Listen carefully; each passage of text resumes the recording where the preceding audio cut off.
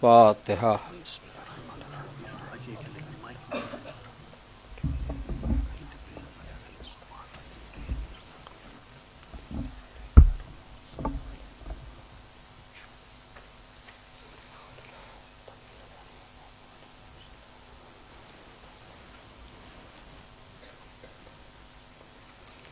لا حول ولا قوة إلا بالله العلي العظيم. حسبنا الله ونعم الوكيل، نعم المولى ونعم النصير. أعوذ بالله السميع العليم من الشيطان اللعين اللئيم الرجيم. بسم الله الرحمن الرحيم.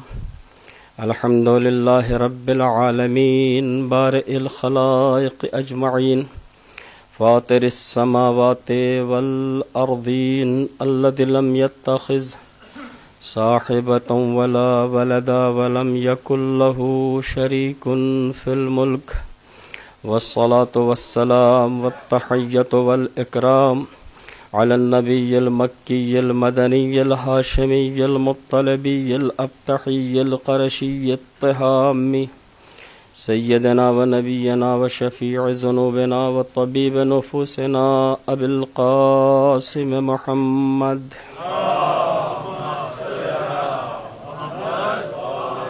وعلى آله الطاهرين المعصومين المظلومين، واللعن الدائم على أعدائهم وقاتليهم ومنكر فضائلهم أجمعين من الآن إلى قيام يوم الدين، آمين يا رب العالمين.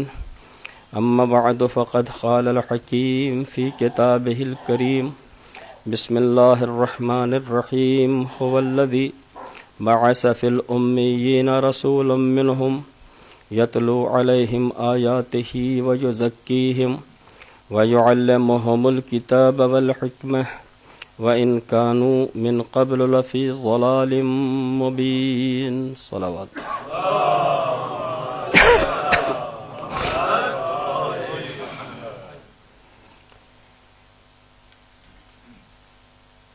ہمارے اور آپ کے ماحول میں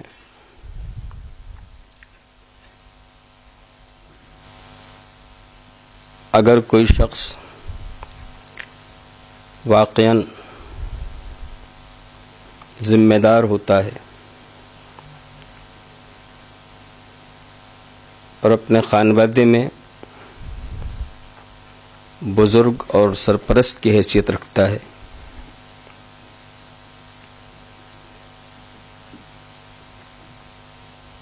تو اس کی ذمہ داری ہوتی ہے کہ ان لوگوں کی تربیت کا اور ان کے نشو و نما کا اور ان کی تعلیم کا صحیح انتظام کرے اور اس سلسلے میں مکمل طریقے سے اپنی ذمہ داریوں کو پورا کرے. اس وقت ہم جس ملک میں ہیں وہاں تو خیر خود حکومت یہ سارے انتظامات کرتی ہے، لیکن ہمارے ممالک میں بھی دیکھا گیا ہے کہ جو جس حیثیت کا بھی ہے، اگر وہ گھر کا ذمہ دار ہے تو بچوں کو پیدا کر کے انہیں ادھر ادھر گھومنے کے لیے نہیں چھوڑتا، بلکہ اگر اپنی ذمہ داری کو محسوس کرتا ہے تو کوشش کرتا ہے کہ انہیں اچھی سے اچھی تعلیم دی جائے، ان کو اچھی سے اچھی تربیت دی جائے اور ان کو بہتر سے بہتر آدمی بنایا جائے، تاکہ معاشرے میں یہ کیڑے مکوڑوں کی طریقے سے زندگی نہ گزارے، بلکہ معاشرے میں جب چلے تو اس کا چلنا ہمارے لیے فخر کا سبب بن جائے اور دنیا کہے یہ کسی گھرانے کا فرزند ہے جو اس اعلیٰ منزل پہ فائز ہے. اتنی سی تمہیدی گفتگو میں اس لیے کی تاکہ آپ کی خدمت میں گزارش کروں کہ ہمارے اس کے درمیان رشتہ کتنے دن کا ہے. مثلا باپ اور بیٹے کا رشتہ، باپ سرپرست ہوتا ہے بیٹے کا، 50 60 70 سال کا اس سے زیادہ تو نہیں ہوتا، کچھ کم زیادہ بھی مان لیجیے، لیکن اگر ہم ذمہ دار ہیں تو اپنے بچے کو کیڑے مکوڑوں کے طریقے سے جیتے نہیں دیکھ سکتے، بلکہ اسے ماحول میں اچھے سے اچھا انسان بنانے کی کوشش کرتے ہیں۔ اپنی بساط کے اعتبار سے اچھا اسکول دیتے ہیں، اچھی کتابیں فراہم کرتے ہیں، اچھی غذا دیتے ہیں، اچھا ماحول دیتے ہیں، اچھے استاد دیتے ہیں، اچھے ٹیوٹر اور ٹیچر دیتے ہیں، جو کچھ بھی ہم سے ہو سکتا ہے وہ ہم اچھے سے اچھا دیتے ہیں، اس لیے کہ ہم اس کے سرپرست ہیں۔ تو جب ایک معقول سا سرپرست اگر اپنی ذمہ داریوں کو محسوس کرے تو وہ اپنے بچوں کو بلند سے بلند دیکھنا چاہتا ہے۔ کیسے ممکن ہے کہ یہ اس کائنات کا خالق انسانوں کو پیدا تو کرے مگر ان کی تعلیم و تربیت کا کوئی انتظام نہ کرے؟ ایسا ممکن نہیں ہے، اور یہی وجہ ہے عزیزان گرامی کہ اس نے ہماری تعلیم و تربیت کا بہتر سے بہتر انتظام کیا ہے، اور اسی انتظام کے سلسلے میں وہ اپنے آخری نبی کے سلسلے میں ارشاد فرما رہا ہے، هو الذی بعث فی الأمیین رسولا منہم یتلو علیہم آیاتہ ویزکیہم ویعلمہم الکتاب والحکمہ وإن كانوا من قبل لفی ضلال مبین۔ وہی وہ ہے جس نے ام القریٰ کے رہنے والوں میں انہی میں ایک نبی بنا کے بھیجا۔ اس کا کام کیا ہے؟ آیات الہیہ کی تلاوت کرنا ہے، نفسوں کا تزکیہ کرنا ہے، اور انہیں کتاب و حکمت کی تعلیم دینی ہے۔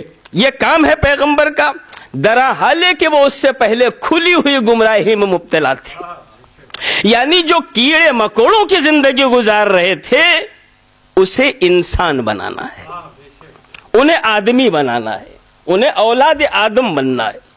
عزیزان گرامی، آدمی بن جانا آسان نہیں ہے، انسان بن جانا آسان نہیں ہے۔ کسی نے اچھی بات کہی کہ آدمی کو بھی میسر نہیں انسان ہونا، مگر شاید اس شاعر کے پاس لفظوں کی کمی تھی، اس لیے کہ آدمی کو تو انسان ہونا میسر نہیں ہے، مگر آدمی کو آدمی بھی ہونا اس وقت تک میسر نہیں جب تک اس میں آدمیت نہ آ جائے۔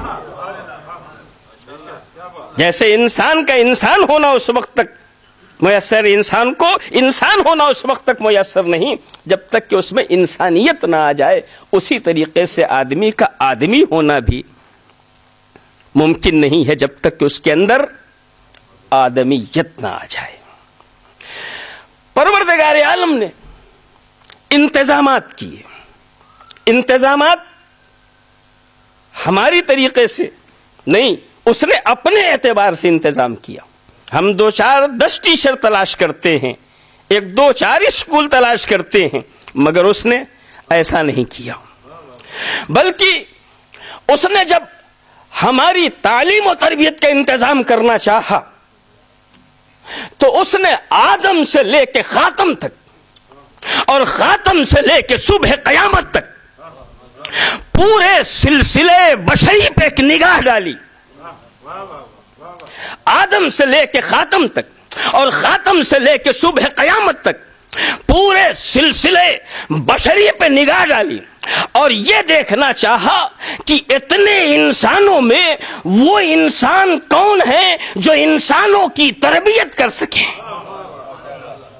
اتنے انسانوں میں وہ افراد کون سے ہیں جو انسانوں کو تعلیم دے سکیں۔ تو جب نگاہ قدرت نے اس پورے آدم سے لے کے خاتم تک اور خاتم سے صبح قیامت تک آنے والے انسانوں میں ان انسانوں کو تلاش کیا جو تعلیم و تربیت کے مراحل سے گزر سکیں اور انسانوں کو تعلیم دے سکیں، تو ان میں سے تلاش کر کے جب نکالا ہے تو ان نکلنے والوں کی تعداد تھی 1-2 نہیں، 10-20 نہیں، 50-60 نہیں، 1,24,000۔ اس پورے سلسلے میں جن کے ذمے تعلیم و تربیت کا انتظام کیا گیا ان کی تعداد ہے 1,24,000۔ مگر ہمارا مزاج ہے نا ایک اچھا ٹیچر ہمارے بچوں کو تعلیم دے رہا تھا، ہمیں پتہ چلا اس سے بہتر فلاں ہے. اگر ہمارے ہاتھ میں ہے، ہماری قوت و طاقت ہمارے ساتھ ساتھ ہے، تو ہم کوشش کریں گے اس سے بہتر کے پاس لے جائیں. اس سے بہتر آیا تو ہم اس سے بہتر کے پاس لے جانے کو تیار ہیں. قدرت بھی رکی نہیں. 1,24,000 نبیوں کو، تعلیم و تربیت کے ذمہ داروں کو اس پورے جمگھٹ سے نکالنے کے بعد رکی نہیں، بلکہ اس کی نگاہوں نے 1,24,000 نبیوں میں بھی کچھ بہتر کو تلاش کیا. ان میں بہتر کو. اب جو ان میں بہتر معلمین کو تلاش کیا تو ان کی تعداد تھی کتنی؟ جی، ان کی تعداد تھی 313.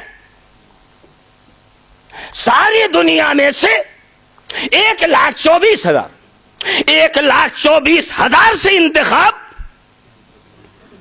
313. قدرت نے کہا نہیں، ان میں بھی بہتر.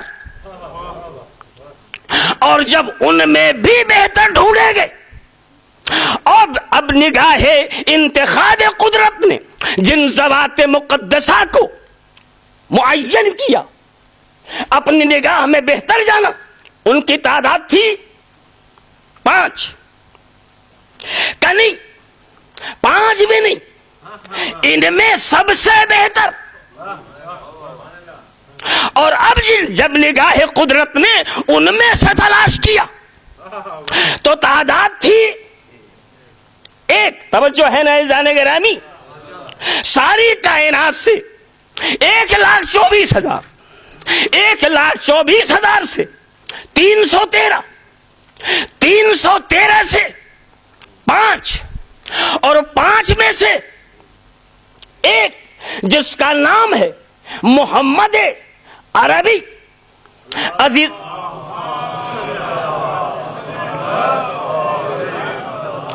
عزیزان گرامی، یہاں مجھے کہنے دیجئے کہ محمد عربی عبداللہ کے جائے کا نام نہیں ہے، آمنہ کے لاڈلے کا نام نہیں ہے، بلکہ خلاصہ کمالات انسانیت کا نام ہے محمد عربی. صلوات بھیجئے محمد و آل محمد.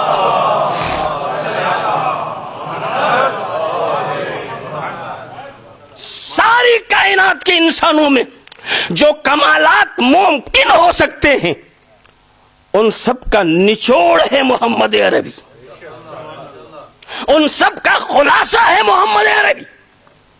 اور یہی وجہ ہے عزیزان گرامی کہ اس پیغمبر کے سلسلے میں قدرت نے آواز دی. یہ اتنا مکمل انسان ہے اس کائنات میں کہ دنیا کے تمام انسانوں سے کہا گیا ما آتاکم الرسول فخذوہ وما نہاکم عنہ فانتہوا. میرا نبی جو دے دے لے لو، میرا نبی جو دے دے لے لو، اور جس چیز سے روک دے رک جاؤ. اگر تم چاہتے ہو آدمی بننا، اگر تم چاہتے ہو انسان بننا، اگر تم چاہتے ہو کائنات میں عظیم شخصیت بننا، اگر تم چاہتے ہو باکمال بننا، اگر تم چاہتے ہو فخر ملائکہ بننا، اگر تم چاہتے ہو واقعی ایسا انسان بننا جو اشرف مخلوقات ہے، اگر تم چاہتے ہو حقیقی مسلمان بننا، تو تمہاری ذمہ داری ہے میرا نبی دے تو لو، جو دے دے لے لو، جس چیز سے روکے رک جاؤ.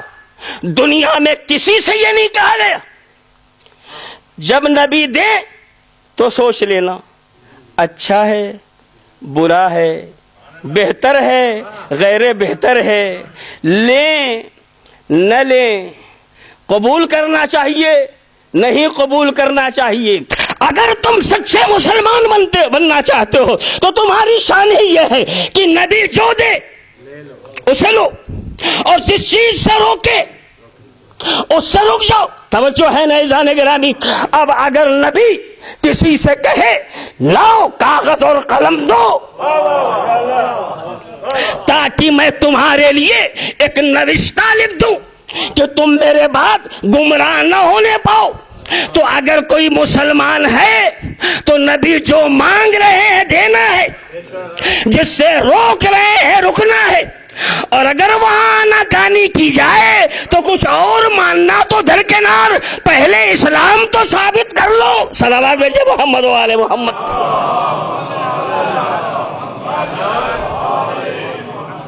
اس لیے کہ ایک مسلمان کے لیے ضروری ہے کہ نبی جو دے اسے قبول کرنا ہے، نبی جس چیز سے روکے اس سے باز آنا ہے۔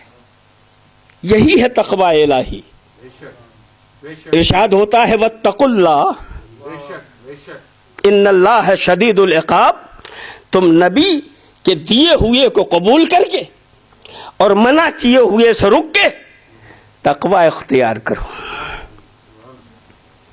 واتقوا اللہ ان اللہ شدید العقاب، اور اگر تم نے ایسا نہیں کیا تو خیال رہے اللہ بہت سخت عذاب نازل کرنے والا۔ توجہ ہے ناظرین گرامی، تو خدا نے انسانوں کی تربیت کے انتظام میں اتنی باریک بینی سے امور کو انجام دیا ہے کہ ایسے بلند ترین افراد عزیزو اسی نبی کے لیے قرآن ارشاد فرما رہا ہے، تمام نہ صرف صاحبان ایمان سے بلکہ جو بھی سن رہا ہے اس سے کہا جا رہا ہے وَلَقَدْ كَانَ لَكُمْ فِي رَسُولِ اللَّهِ أُسْوَةٌ حَسَنَةٌ۔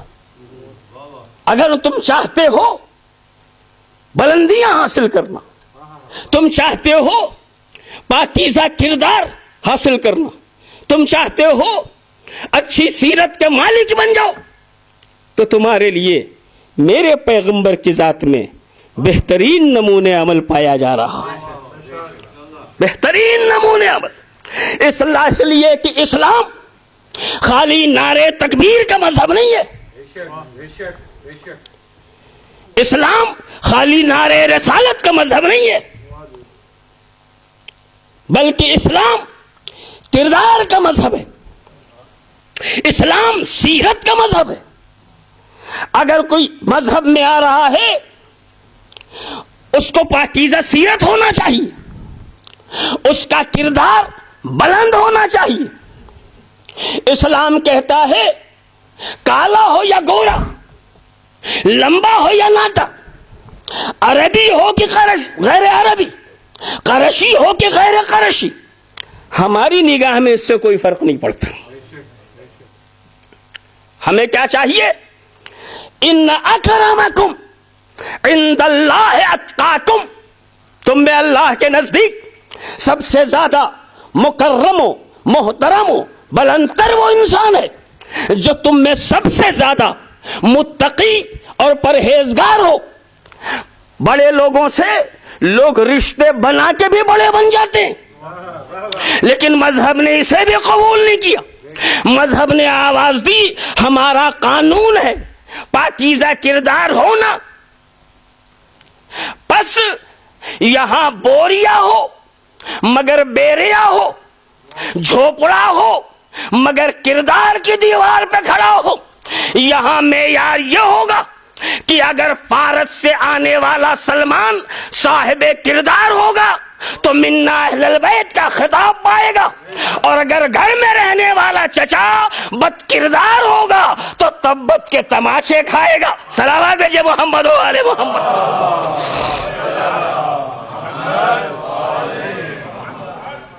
انسان کو انسان بنانے کے لیے اسلام نے بھرپور کوشش کی ہے، بھرپور سعی کی ہے کہ آدمی کیسے بنے، ایک انسان کیسے بنے۔ اس سلسلے میں اتنے معتبر اشخاص کو اس کائنات میں بھیجا، اس میں سب سے معتبر ذات جو تھی اس کا نام ہے محمد عربی صلی اللہ علیہ وآلہ وسلم۔ عزیزان گرامی، کیا یہ کمال نہیں؟ ہم بھی کسی کے لیے آئیڈیل بنتے ہیں، ہم بھی کسی کے لیے نمونے عمل بنتے ہیں۔ اگر میں ممبر پہ آ کے آپ کے سامنے دو لفظیں بول رہا ہوں اور کوئی میرا چھوٹا سا بچہ اس کے ذہن میں بات آئی مجھے بھی ایک خطیب بننا ہے، کسی نے پوچھا کیسا، کہ کم سے کم یہ جو خطیب بول رہے ہیں ان جیسا ایک ڈاکٹر ہے، بڑی شہرت دیکھی، کسی نے سوچا مجھے بھی ڈاکٹر بننا ہے، کیسا ڈاکٹر، کہ وہ فلاں مشہور ترین ڈاکٹر ہے، کم سے کم ویسا۔ ایک انجینئر ہے، کسی نے دیکھا اس کے بنائے ہوئے مکانات بڑے اچھے ہوتے ہیں، شہرت پا چکا ہے، کہ مجھے بھی بننا ہے، کیسا، کہ کم سے کم فلاں انجینئر جیسا۔ تو ہم نے کہا پوری زندگی فلاں خطیب جیسے گزارو گے، پوری زندگی فلاں ڈاکٹر جیسے گزارو گے، پوری زندگی فلاں انجینئر جیسے گزارو گے، کہ زندگی سے مجھے کوئی لینا دینا نہیں ہے، مجھے خالی انجینئرنگ ویسی سیکھنی ہے جیسے اس کے پاس ہے، مجھے خالی ڈاکٹری ویسی لینی ہے جیسے اس کے پاس ہے، مجھے خالی خطابت ویسی لینی ہے جیسے اس کے پاس ہے۔ یعنی میری پوری زندگی میں ایک بات سامنے آئی، ڈاکٹر صاحب کے پوری زندگی میں ایک ایسی بات تھی جو کسی کے لیے قابل تأسی بن جائے، انجینئر صاحب کے پوری زندگی میں ایک ایسا کمال تھا جو کسی کے لیے قابل تأسی بن جائے، مگر پیغمبر کی زندگی میں وہ سارے کمالات تھے کہ قدرت ساری دنیا کے تمام انسانوں سے خطاب کر رہی ہے۔ یہ وہ باکمال شخصیت ہے جسے جو لینا ہے نبی جو دیتا جائے لیتے جاؤ، جس سے روکتا جائے رکتے جاؤ۔ صلوات بھیجیے محمد و آل محمد۔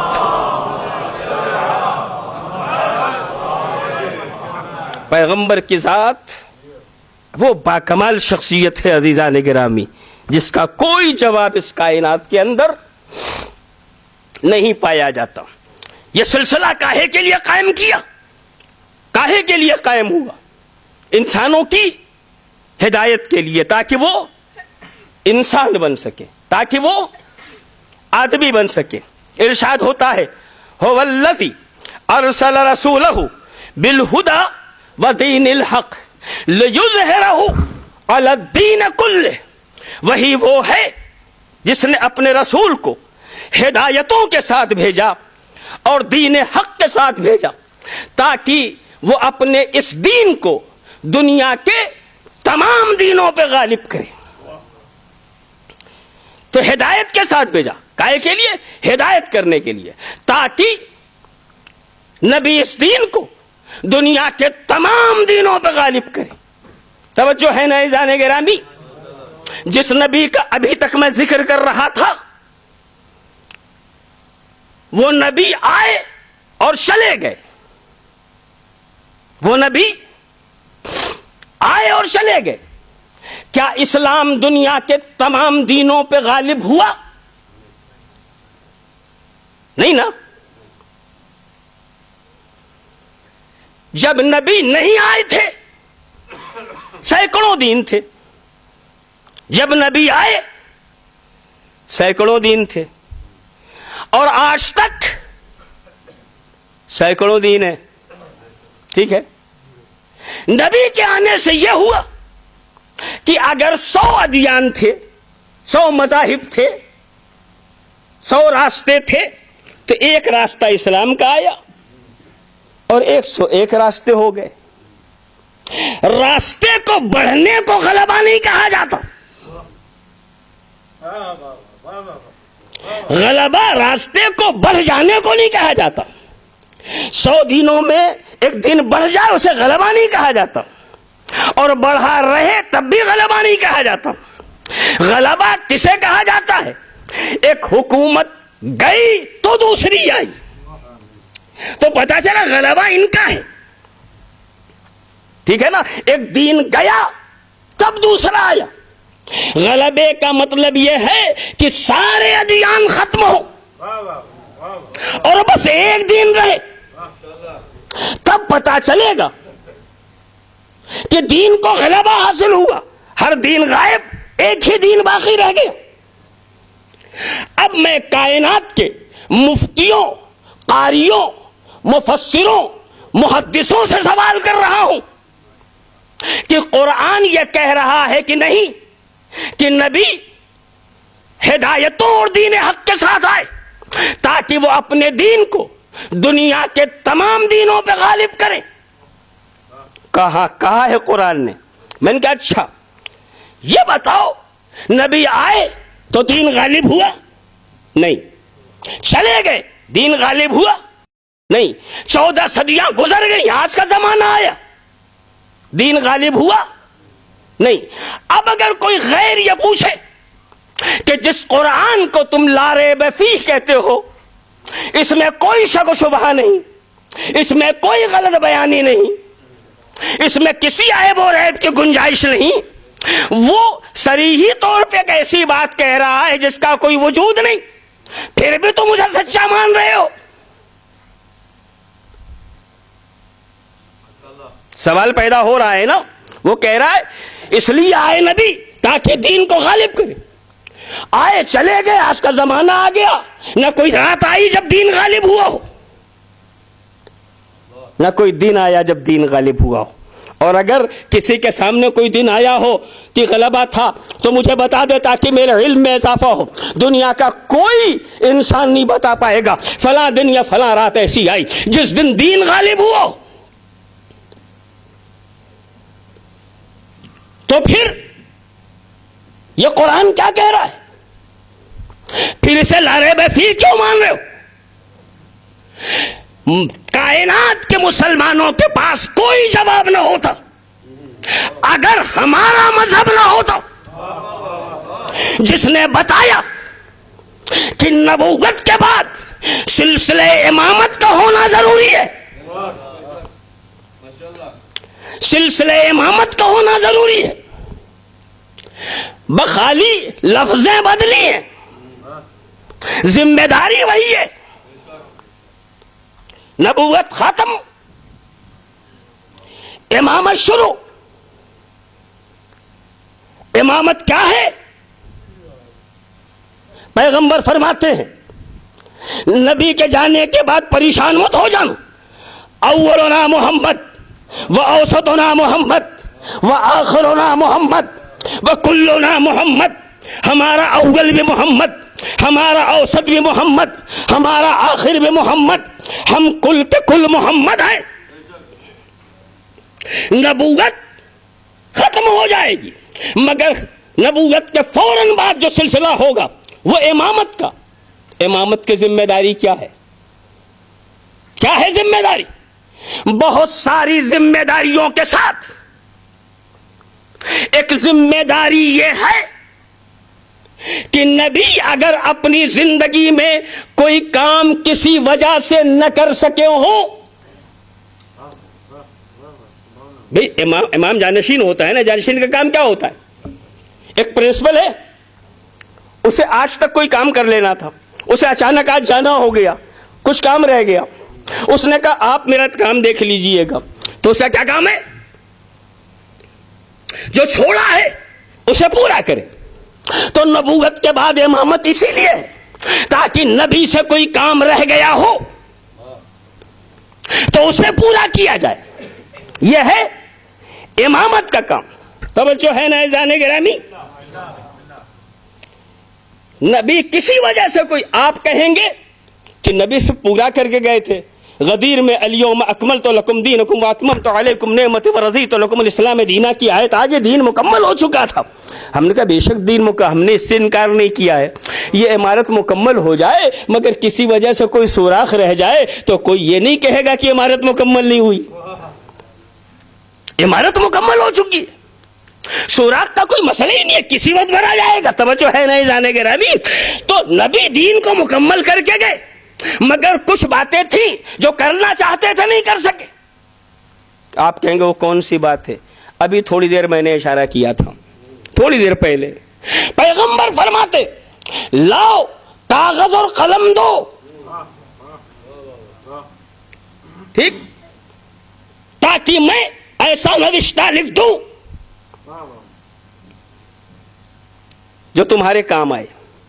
ٹھیک، تم میرے بعد گمراہ نہ ہو. سب کو پتا تھا کیا لکھیں گے. نبی جو چاہتے تھے کیا، جی نہیں نہ کیا. تو جو چاہتے تھے رہ گیا نا، مانا نہ کہ رہ گئے. ہر ایک نے مان لیا، ہر لکھنے والے نے مانا کہ نبی نے مانگا، قلم کاغذ نہیں دیا گیا، بات طولانی ہوئی، مسئلہ رہ گیا. توجہ ہے نا اذان محترم؟ ہاں زبانی کہہ چکے تھے، تحریر لکھنا چاہ رہے تھے، تحریر نہیں لکھی جا سکی کہ میرے بعد قرآن و اہل بیت تمہاری ہدایت کے ذمہ دار ہیں، اس لیے کہ نبوت کا سلسلہ ہے ہدایت، اور آگے بھی صبح قیامت تک ہدایت ہونی ہے. بتایا تھا، لکھ نہیں سکے. اب امامت کا کام ہے کہ نبی جو کام چھوڑ کے جائیں اسے مکمل کریں. توجہ ہے نا؟ بہت توجہ عزیزان گرامی. نبوت کا کام ہے، امام رسالت جو کام چھوڑے امامت اسے مکمل کرے. نبی کا زمانہ گزر گیا، امیر المومنین کا زمانہ آیا. آپ کا ایک بچہ مدینے کی گلیوں میں کسی کے ساتھ کھڑا تھا کہ اچانک کچھ مسئلہ بنا. دو بچے تھے مدینے کے گلی میں، اچانک کوئی مسئلہ آیا، اور ایک مرتبہ ایک بچے نے دوسرے بچے سے کہا غلام زادے. اتفاق سے یہ غلام زادہ جسے کہا گیا تھا یہ غلام زادہ نہیں تھا، حکومت زادہ تھا. اس کے ذہن پہ بات بوجھ گزری کہ مجھے غلام زادہ کہا. تو جا کے اپنے والد بزرگوار سے شکایت کی کہ بابا مجھے امام زادے نے غلام زادہ کہا ہے. صلوات بھیجیے محمد و آل محمد.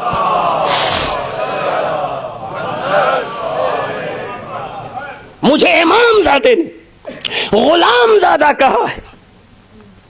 کہ نہیں تم کو نہیں کہا ہوگا. کہ نہیں بابا مجھے کہا ہے. کہ نہیں تم کو نہیں کہا ہوگا. کہ بابا کہا ہے. کہ میں کہہ رہا ہوں تم کو نہیں کہا ہوگا. کہ بابا کہا ہے. کہ واقعی کہا ہے. کہ ہاں. کہ اچھا یہ کاغذ اور قلم لے جاؤ اور جا کے ان سے کہنا جو آپ نے کہا ہے وہ لکھ دیجیے. جو آپ نے کہا ہے وہ لکھ دیجیے. پوچھا گیا کریں گے کیا؟ کہ جب وہ میرے بیٹے کو غلام زادہ لکھ دیں گے تو میں اس کاغذ کو حفاظت سے رکھوں گا. جب مرنے لگوں گا تو وصیت کروں گا اس کاغذ کو میرے کفن میں رکھ دینا تاکہ محشر میں نبی کو دکھا سکوں آپ کے نواسے نے مجھے غلام اور بیٹے کو غلام زادہ مانا ہے، لہٰذا ان کے غلاموں کی جو جگہ ہے مجھے عنایت ہو جائے. توجہ ہے نا اذان گرامی؟ تو بیٹا بار بار کہہ رہا ہے غلام زادہ کہا. انہوں نے کہا نہیں کہا. آخر میں کہا اچھا کہا ہے تو جاؤ لکھوا لاؤ. میرا دل کہتا ہے جب وہ بچہ کاغذ لے کے حسن کے بچپنے کے سامنے جا رہا ہوگا تو حسن نے مسجد نبوی کا رخ کر کے کہا ہوگا نانا دیکھا آپ نے کل آپ نے کاغذ مانگا تھا تو نہیں دیا جا رہا تھا، آج ہم نے وہ کام کیا کہ بغیر مانگے کاغذ بھیجا جا رہا. صلوات بھیجیے محمد و آل محمد. تو امامت کی ذمہ داری کیا ہوتی ہے؟ امامت کی ذمہ داری ہے وہ کام مکمل کرے جو کسی وجہ سے نبی نہیں انجام دے سکے.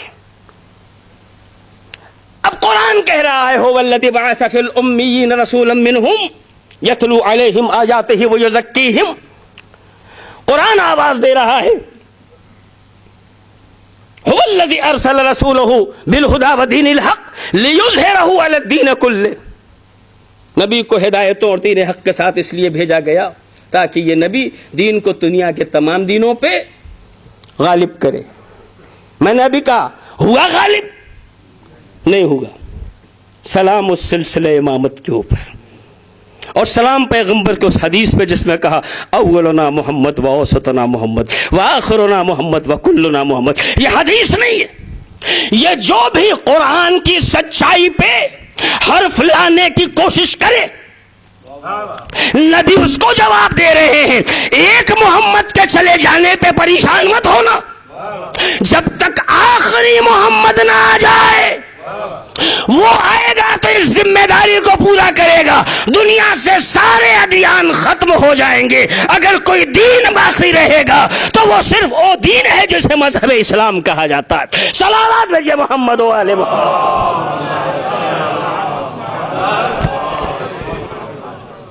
ایک اور صلوات بر محمد و آل محمد.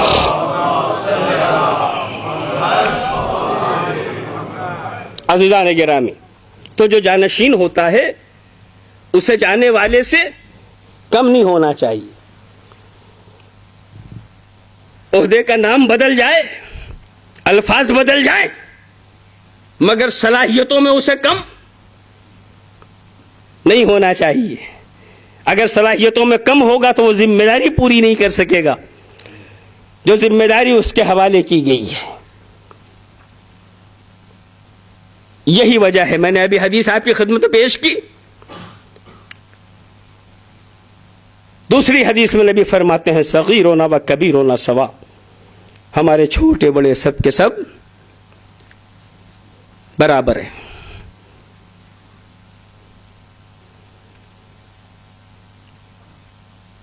ہر شب جمعہ آپ حدیث کیسا پڑھتے ہوں گے. نبی نے جنہیں اپنا جانشین بنایا ان کی شان کیا ہے؟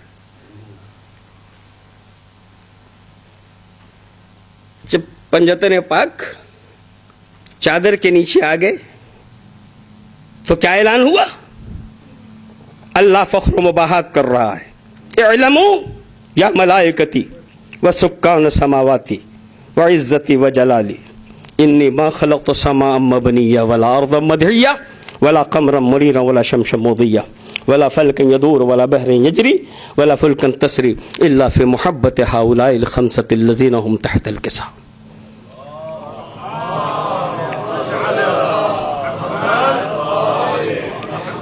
اے میرے آسمان پہ رہنے والے ملائکہ، میری عزت و جلال کی قسم ہے، میں نے خلاصہ ترجمہ آپ کی خدمت پیش کر رہا ہوں. میں نے نہ یہ زمین بنائی، نہ آسمان، نہ چاند، نہ ستارے، نہ سورج وغیرہ وغیرہ، مگر یہ جو تم سب دیکھ رہے ہو یہ کس کی محبت میں؟ ان کی محبت میں، جو اس وقت اس چادر کے نیچے جمع ہو گئے ہیں. ٹھیک، اس میں کون کون لوگ ہیں؟ فقط اہل بیت پیغمبر نہیں ہے، پیغمبر بھی ہیں جن کے لیے کہا جا رہا ہے یہ ساری کائنات جو خلق ہوئی، اس میں جو کچھ ہے وہ جو پیدا کیا گیا وہ ان کی محبت میں جو اس وقت اس چادر کے نیچے ہے. عزیزان محترم، آپس میں اتنی مماثلت ہے. میں نے کہا کہ جانے والا جسے چھوڑ جائے ویسے ہی ہونا چاہیے، ویسے ہی ہونا چاہیے. بات نبی کے بات کی نہیں ہے، نبی کے زمانے میں بھی ایسے حادثے ہو چکے. شب ہجرت جب پیغمبر علی کو سلا کے گئے تو رات بھر کفار مکہ دیکھ رہے ہیں، نبی سو رہے ہیں، نبی سو رہے ہیں، حملہ کیوں نہیں کر کا وقت نہیں ہوا ہے، نبی سو رہے ہیں. اے بھئی اگر ایک آدمی سو رہا ہے اس کی جگہ کوئی دوسرا سو جائے تو کچھ تو انداز بدلے گا، کچھ تو طریقہ بدلے گا، کچھ تو قد و قامت بدلے گا. مگر علی ہو بہو ویسے سو رہے تھے کہ پوری رات کافروں میں سے کسی ایک کو شبہ نہیں ہوا کہ نبی کی جگہ علی سو رہے ہیں. اور صبح نبی سمجھ کے حملہ کیا گیا. جب علی نے چادر ہٹائی تو پریشان، نبی کہاں گئے؟ کہ مجھے سونپ کے گئے تھے، جو مجھ سے پوچھ رہے ہو نبی کہاں گئے؟ تو ایک وہ منزل ہے جہاں کافر گواہی دے رہا ہے کہ امام نبی سے الگ نہیں ہوتا، عہدہ بدل جاتا ہے، ذمہ داریاں وہی ہوتی ہیں، صلاحیتیں وہی ہوتی ہے۔ یہاں اللہ فرما رہا ہے ملائکہ یا زمین و زمان و مکین و مکان جو کچھ بھی ہے ان کی محبت میں، جو اس وقت اس چادر کے نیچے ملک آواز دیتا ہے یا رب ومن تحت الکسا، اے پروردگار اس چادر میں کون ہے؟ کون کہہ رہا ہے؟ معمولی ملک نہیں ہے، اہم ترین ملک ہے جبرائیل امین۔ ایک دو بار اس گھر پہ نہیں آئے، 12 آئے ہیں، سب کو پہچانتے ہیں، سب کو جانتے ہیں، مگر فرما رہے ہیں یا رب ومن تحت الکسا، اے پروردگار اس چادر کے نیچے کون ہے؟ میں نے کہا جبریل آپ یہ سوال کر رہے ہیں، آپ کس کو نہیں جانتے؟ نبی کو نہیں جانتے؟ جانتا ہوں۔ علی کو نہیں جانتے؟ جانتا ہوں۔ فاطمہ کو نہیں جانتے؟ جانتا ہوں۔ حسن کو نہیں جانتے؟ جانتا ہوں بھائی۔ حسین کو نہیں جانتے؟ جانتا ہوں۔ تو پھر یہ کیا پوچھ رہے ہیں کون ہے اس چادر کے نیچے؟ کاصر میں جب بھی میں در زہرا پہ گیا، نبی کو بزم میں دیکھا، علی کو قریب بیٹھے ہوئے پایا، حسنین کو بزم میں کھیلتے ہوئے پایا، زہرا کو گھر میں امور خانہ داری میں مصروف پایا، سب کو پہچانا یہ نبی ہیں، یہ علی ہیں، یہ فاطمہ، یہ حسن، یہ حسین، مگر جب ایک جگہ پہ سب سمٹ کے آ گئے ہیں تو اب جدھر نگاہ ڈال رہا ہوں ادھر دیکھا تو محمد، ادھر دیکھا تو محمد، ادھر دیکھ رہا ہوں تو محمد۔ میں پریشان ہوں کہ کل تک ایک ہی محمد نظر آ رہے تھے، آج یہ سب کے سب محمد نظر آ رہے ہیں۔ صلوات بھیجئے محمد و آلہ محمد۔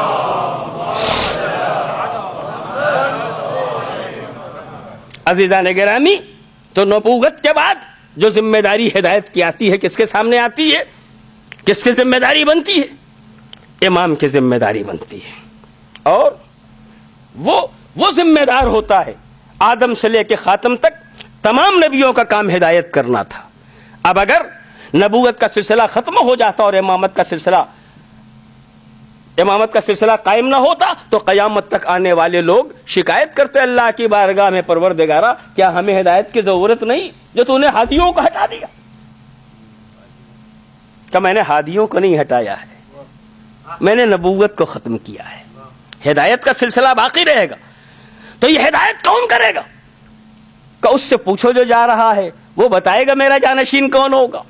جانے والا پیغمبر آواز دے رہا ہے انی تارک فیکم الثقلین، کتاب اللہ وعترتی اہل بیتی ما ان تمسکتم بہما لن تضلوا بعدی، میں تم میں دو گراں قدر چیزیں چھوڑ رہا ہوں، ایک اللہ کی کتاب، دوسرے میری عترت اور اہل بیت۔ اگر تم ان دونوں سے متمسک رہے تو ہرگز گمراہ نہیں ہوگے۔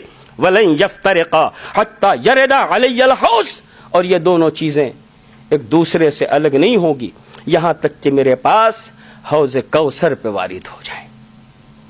عزیزان گرامی، ابھی اور کچھ کہتا مگر سلسلہ کلام کو روکنا چاہتا ہوں، اس لیے کہ مجھ سے پون گھنٹہ کہا گیا اور پون گھنٹہ ہو رہا ہے۔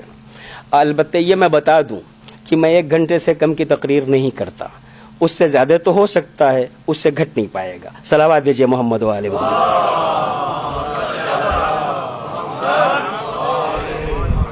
ایک صلوات اور بار محمد و آلہ محمد۔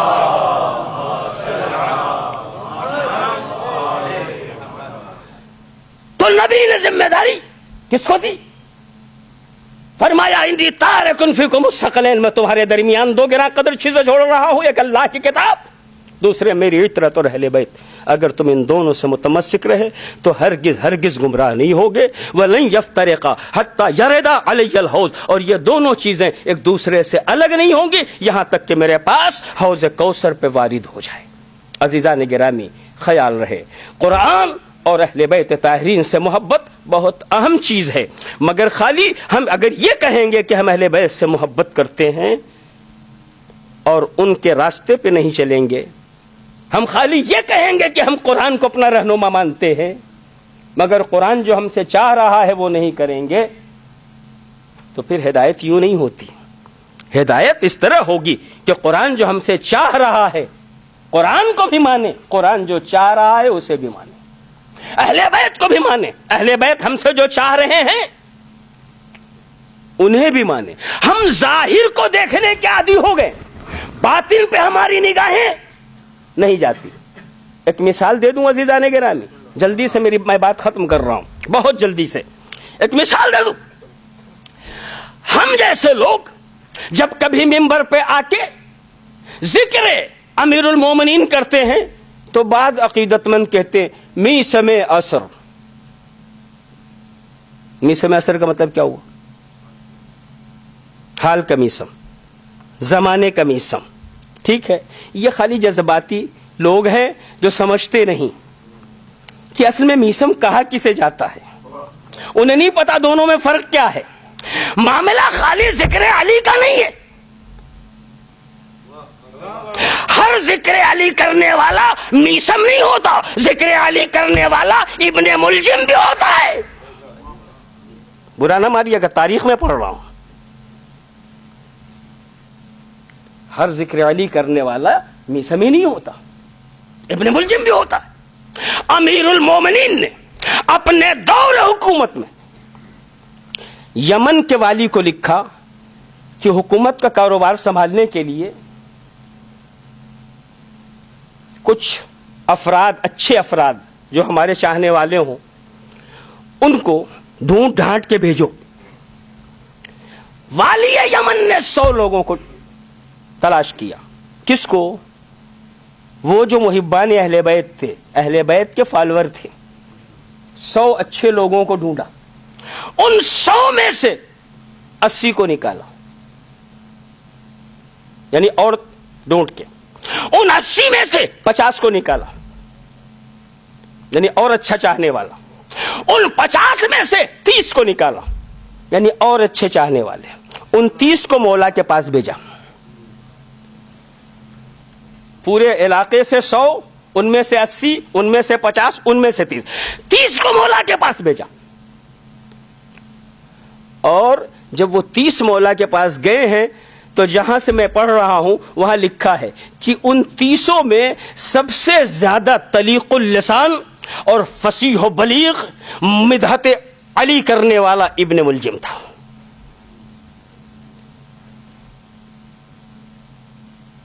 اور یوں ہی ہماری طرح نہیں الٹی سیدھی, پیغمبر کی حدیثوں کی روشنی میں وہ مدحت علی کر رہا تھا.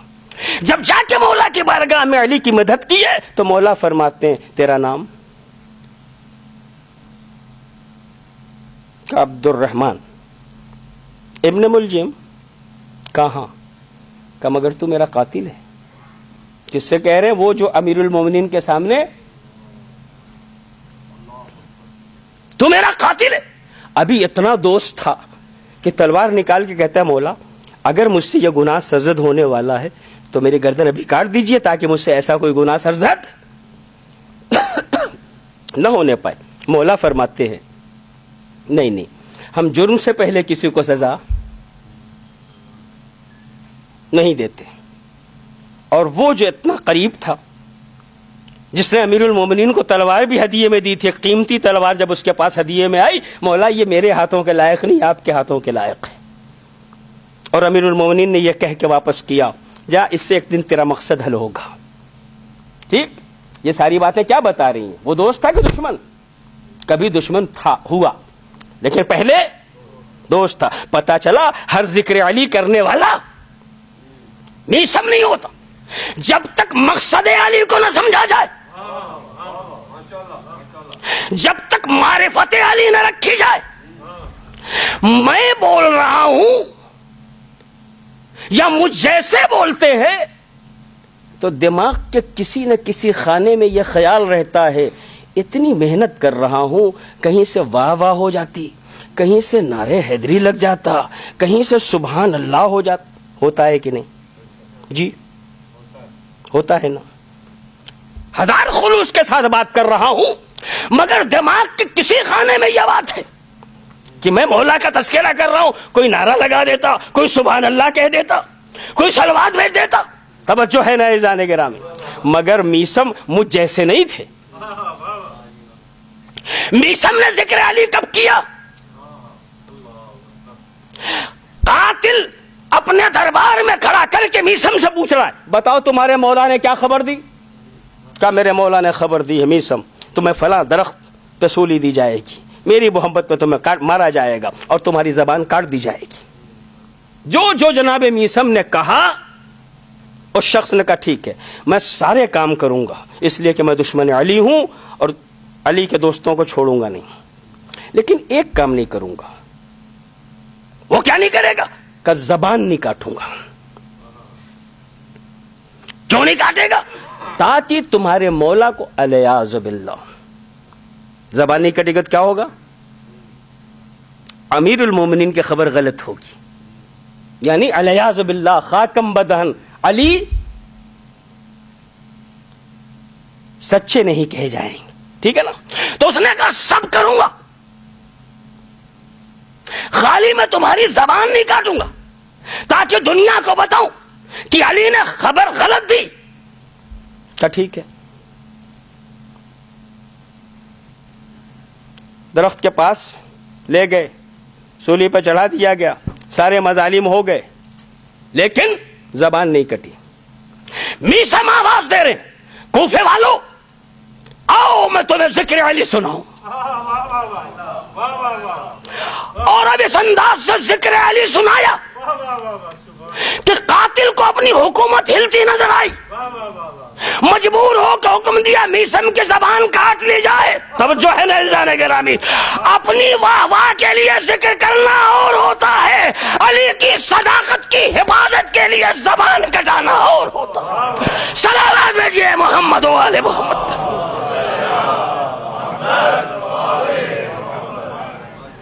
بس عزیزان گرامی میں نے مطلب تک آپ کے ذہنوں کو پہنچا دیا, اس لیے کہ میرا ایک جو مقصد ہے وہ یہ ہے کہ ہم صرف دین کو نہ جانیں, دین کے اہداف تک بھی پہنچیں, مذہب کو نہ جانیں, مذہب کے اہداف تک بھی پہنچیں, اور جو واقعات ہم سنتے رہتے ہیں اس میں تھوڑا غور و فکر کریں تاکہ ہم صحیح نتیجے تک پہنچ سکیں, اور ہر ایک کو کوئی تمغہ نہ دے دیا کرے بلکہ سوچے کہ جو اس لائق تھا وہ بس ایک تھا جس نے پورے خلوص کے ساتھ امیر المومنین کی اس لیے خالی مدح کی ہے تاکہ اپنے آقا کو دشمن جھوٹا ثابت کرنا چاہ رہا ہے. زبان کٹ جائے مگر میرے مولا کا قول نہ کٹنے پائے, میرے مولا کی خبر نہ کٹنے پائے. ایسے ہوتے ہیں امیر المومنین کے چاہنے والے, ایسے ہوتے ہیں پیغمبر کرم کے سچے امتی, ایسے ہوتے ہیں اللہ کے راہ میں سچی قربانیاں دینے والے عزیزان گرامی. اور یہی وجہ ہے ائمہ طاہرین ہر ایک کو اپنے قریب آنے بھی نہیں دیتے, آتے ہیں تو روکتے بھی نہیں لیکن بلاتے نہیں. کربلا کی سرزمین پہ میرا آقا حسین آ گیا ہے, فوجوں پہ فوجیں آ رہی, جب کوئی لشکر آتا ہے تو زینب کا دل لرز جاتا ہے اور شہزادی آواز دیتی ہے بھیا یہ لشکر تمہاری حمایت میں آیا. اور حسین گردن جھکا کے کہتے ہیں بہن یہ تمہارے بھائی کے خون کا پیاسا لشکر ہے, یہ زہرا کے لال کے قتل کے لیے آیا ہے, یہ کربلا میں ہم کو شہید کرنے کے لیے آیا ہے. اور زینب کا دل لرز رہا ہے. جو ہی گھوڑے کی ٹاپوں کی آوازیں صحرائے کربلا میں گونج رہی ہیں, زینب لرز کے پوچھتی ہیں یہ لشکر آپ کا حمایتی ہے؟ نہیں. جب نہیں پتا چلا زینب تڑپ کے کہتی ہیں بھیا آپ اپنے ساتھیوں کو کیوں نہیں بلاتے, آپ اپنے دوستوں کو کیوں نہیں طلب کرتے؟ اتنے دشمنوں میں آپ چند ساتھیوں کے ساتھ آئے ہوئے. بار بار جب بہن نے تقاضا کیا تو ہر ایرے غیرے کو حسین نے نہیں بلایا. حسین کے چاہنے والے اس وقت بھی دور دراز کم نہیں تھے, مگر حسین نے کس کو خط لکھا؟ مشہور خط ہے من الحسین الغریب الى الرجل الفقیہ حبیب ابن مظاہر. یہ خط ہے حسین مظلوم کی طرف سے مرد فقیہ مجتہد حبیب ابن مظاہر کے نام. اس کو بلایا جو دین جان رہا تھا, اس کو بلایا جو مذہب کا حقیقی پابند تھا, اس کو بلایا جو معرفت امام صحیح طریقے سے رکھتا تھا. کوفے قاصد گیا، حبیب ابن مظاہر کھانے بیٹھے ہوئے، حبیب اچانک لقمہ گلوگیر ہوا، گلے میں پھنسا لقمہ، اور اتنے میں دروازے پہ ایک آواز گونجی، دق الباب ہوا۔ اٹھے، دروازہ کھولا، اور کھولنے کے بعد گئے۔ کون؟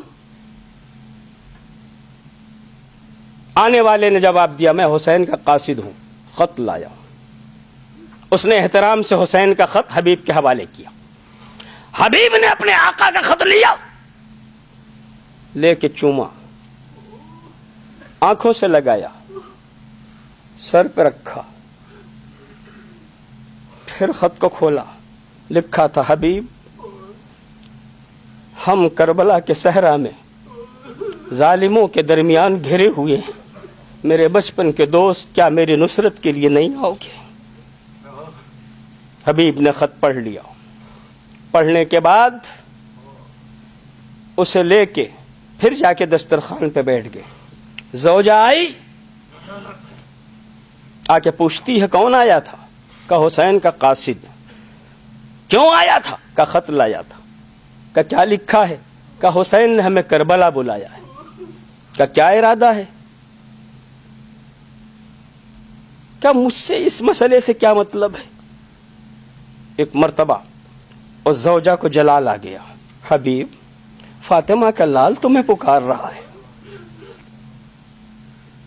اس کی نگاہ انتخاب تمہاری طرف اٹھی ہے، حسین تمہیں آواز دے رہے، تم کہہ رہو ہم سے کیا مطلب ہے؟